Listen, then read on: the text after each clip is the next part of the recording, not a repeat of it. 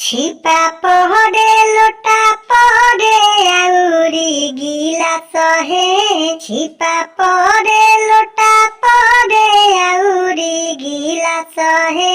9 लाख रुपया परे बबुआ के हाथ हे।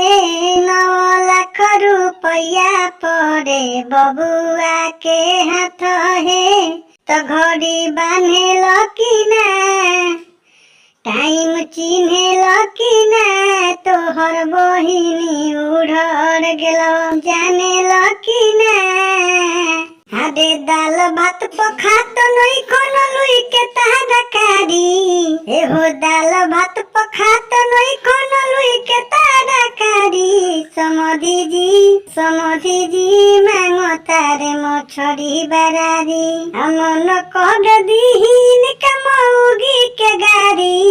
अरे मन कह दीहिन कमौगी के गारी।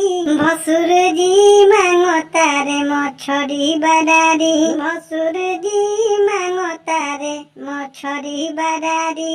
पर बाराती नीचे सराती बीच में टेबुल बुझाता कि ना। बतावा ये समधी, हमारा मछली के रस तोरा मुंह में सही सही जाता कि ना।